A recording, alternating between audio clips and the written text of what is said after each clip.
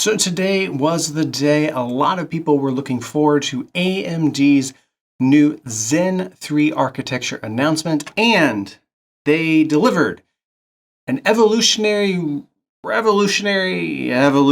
kind of a product. So we're going to deep dive into some of the key messages that AMD delivered today, a little bit of the surprises, some changes in their architecture, and what that might mean for gaming in the upcoming year. First off, I do have to say everybody at AMD appeared extremely confident with this Zen 3 announcement. That might not seem like a big deal, but the simple fact of the optics of the presentation, Lisa Su with her very high heels, everybody presenting in a very confident manner, is something that is extremely important in a marketing message. And they are projecting confidence, which is not necessarily something we've always seen from AMD. Even in talking about the 6000 series, Lisa Su was extremely confident in the presentation style. And that's great optics, and that's a great chance that we're going to see some awesome things from AMD later in the month with the RDNA 2 announcement. But covering Zen 3 first, it's a lot of the same stuff.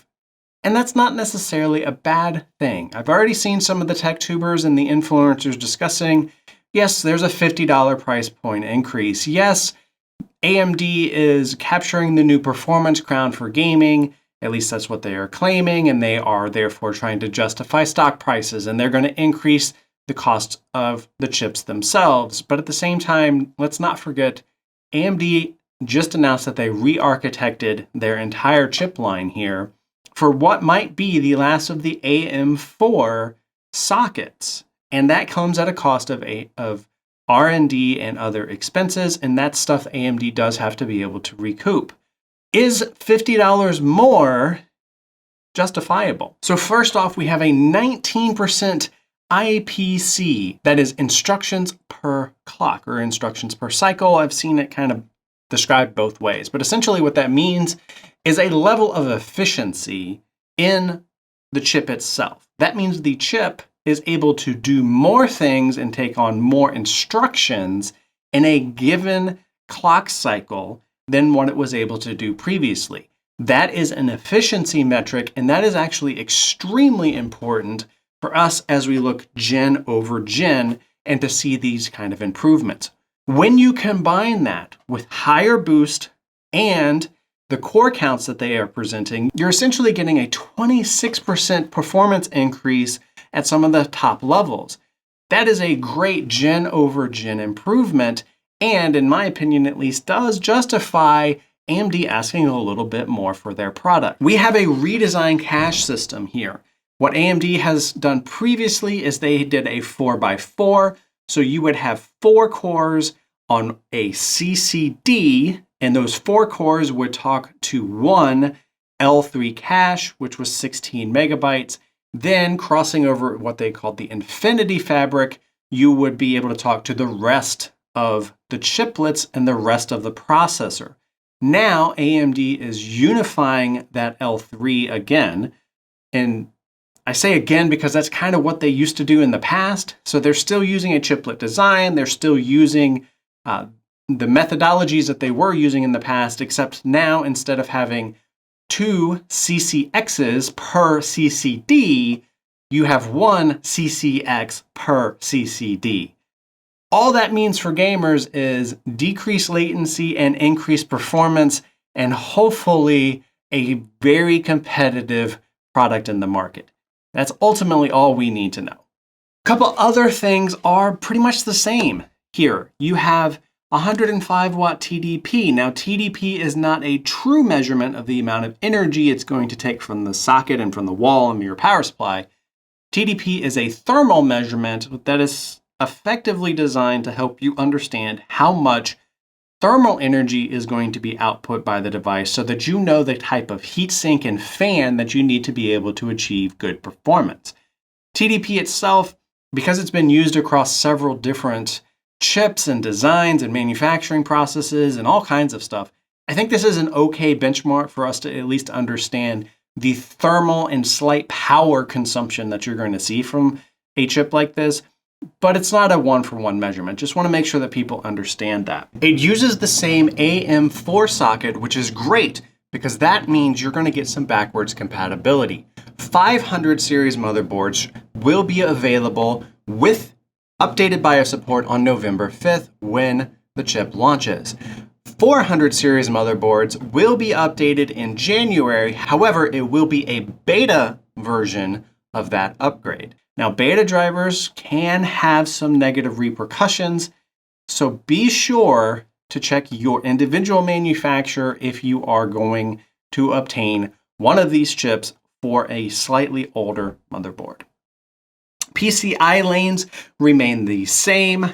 The PCI Gen 4 remains the same. The I/O controller, the memory controller remain the same. That means if you have a 3600 megahertz RAM, then you have arguably the best RAM to go with this processor. Effectively, this means AMD has given you a reason to stick with what you have, and this is why I think it's an evolutionary product, not a revolutionary product.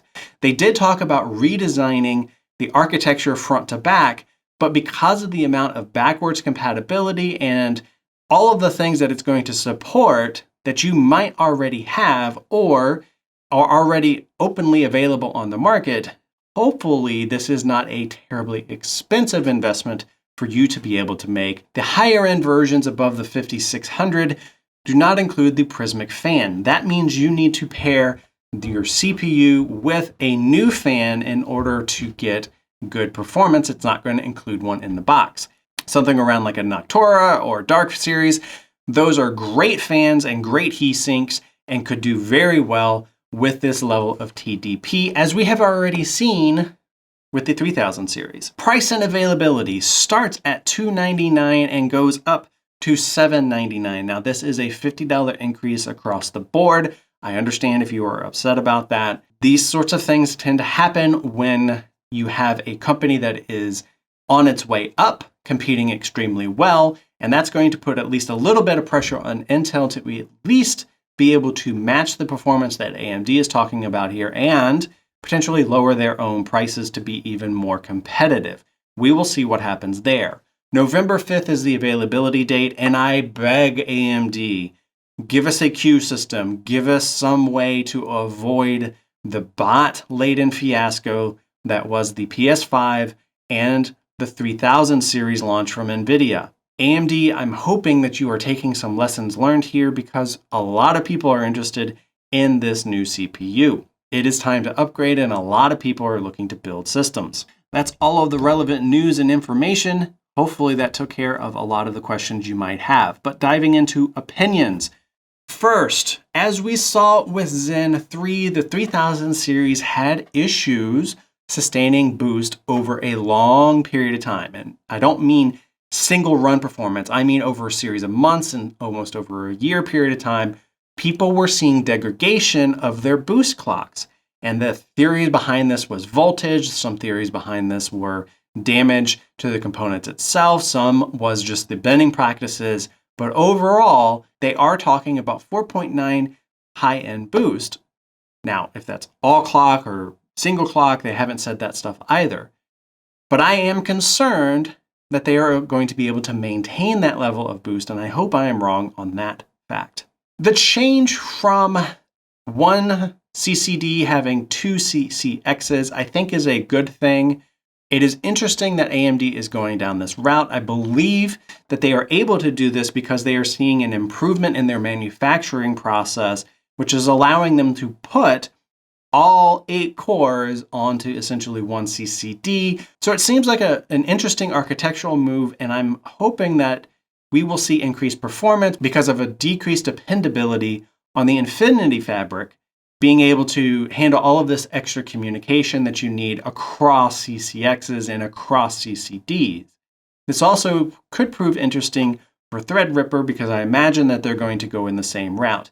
This is why I think this is more evolutionary than revolutionary. They figured out a way to improve their CCD process and therefore achieve a lot of these additional gains above what they were experiencing before when you had CCXs crossing the CCD. A lot of acronyms there, I know, but essentially it is 4 pieces talking to 4 pieces over a barrier, or all 8 pieces being able to talk together. Overclocking is probably going to be less impressive on these chips as it was with the 3000 series. And that's not a dig at AMD.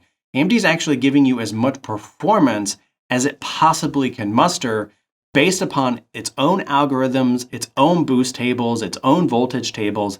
They're already giving you a lot. And in fact, a new product came out here recently in partnership with USMUS and his clock tuner application. Now, this seems to be quasi, if not officially endorsed by AMD, which is actually pretty cool. And it helps find the optimal clock and ratios and other information that you might want in order to get even more performance out of your individual chip. But AMD has already squeezed so much out of these chips that they haven't left a lot of headroom. And because the voltage and thermal profiles are pretty much the same, I do not expect an increase in overclocking, nor does AMD. They've actually came out and through Gamers Nexus released a statement that they are expecting that there won't be as much headroom on these processors. 1, because of the CCD change, but then 2, because they didn't change any of the other profiles that might lead to that increased overclocking capability.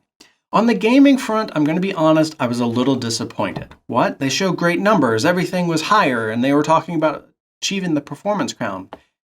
Yes, with 1080p. With a new generation of consoles being announced and coming out and at the same time period, Lisa Su herself even addressed that in her opening statement.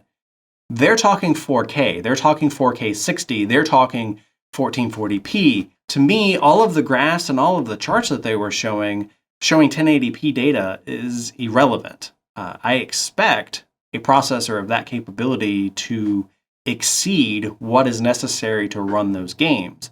The games they also selected were highly CPU intensive, and when you are running a very powerful GPU paired with a CPU that is actually CPU bound, which does occur in 1080p scenarios, it's a bit of an unfair comparison because what you're essentially showing me is the CPU has finally caught up with a powerful GPU.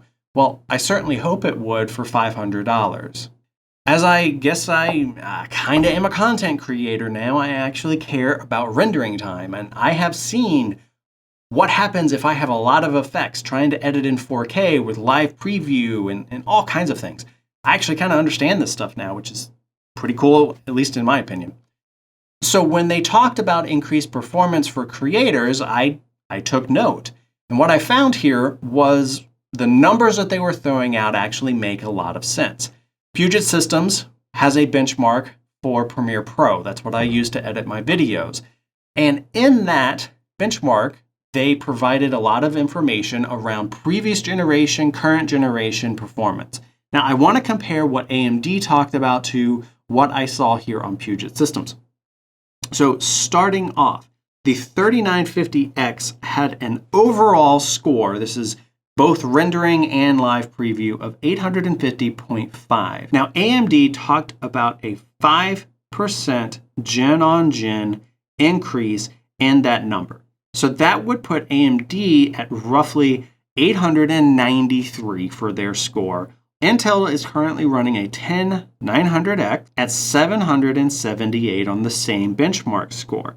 Their previous generation, the 9900, was 717. So effectively what that means is AMD's advantage, they showed, I think it was 13%. In reality, at least on this benchmark, they have 14.8%, which means if Intel achieves the same gen over gen performance increase on this particular benchmark with Rocket Lake, Intel will still be at a disadvantage compared to AMD. Now, this is before we even get into Threadripper territory, which has been shown to have even more increase in overall performance for rendering and for processing and for exporting and live playback and so forth. Their Cinebench score was over 600, that they had achieved a big increase overall in the performance benchmark here, and that they seemingly are setting themselves up for even further gains over Intel and the anticipation for Rocket Lake. The last item on here for us gamers, I think, was an interesting tease. RDNA 2 we saw the graphics card. Now, we've seen renders of it. We've seen leaked photos of it. We've seen it in Fortnite. We've seen it in a couple of other different places. What I noticed, which a lot of people noticed, they actually showed frames per second. And they showed frames per second in a way that you could compare to what Nvidia has presented with the 3080. So let's go through these numbers. What AMD showed was Borderlands 3 on badass resolution and graphics settings had an average frames per second of 61. With Call of Duty Modern Warfare on Ultra, it had a frames per second of 88. And with Gears 5 Ultra, it was 73. Now, this was at 4K as well.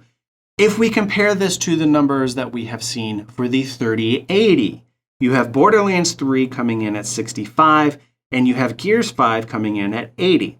This means Nvidia enjoys a 7 to 10% FPS difference over the 6000 series, at least that AMD presented. Now, AMD did say that this was the big Navi numbers, right? So they're presenting big Navi, and these are the numbers that they are essentially seeing. However, there's been rumors that in-house AMD has a card that they have not talked about to their AIBs, and that could be an even higher level card that could compete above what the 3080 is capable of. Additionally, we've heard rumors on the Nvidia side that in the December-January timeframe, they're looking at launching a card with additional GPU RAM. I've heard anywhere from 16 to 18 to 20 gigabytes of RAM that way. So effectively what this seems like, it seems like Nvidia is a little bit worried that AMD is going to be competing with the 3080. They reserved some additional memory capacity in case that happened, and they will release that card if AMD is able to overcome or even get close to the 3080 that they currently have out with Big Navi or some secret sauce GPU that they have. It is going to be extremely interesting to see what happens in the month of November. AMD has clearly made some huge splashes, and as predicted, November is lining up to be an extremely interesting month for AMD. I think this is a great time for gamers and a great time to be building your new PC, which I am doing as well. Check out Project Red Star, as we are going to try to incorporate as many of these chips as possible in that system with benchmarks and the whole spiel. I'm TheGrayingTech. That was AMD's Zen 3 announcement, and I hope you have a wonderful day.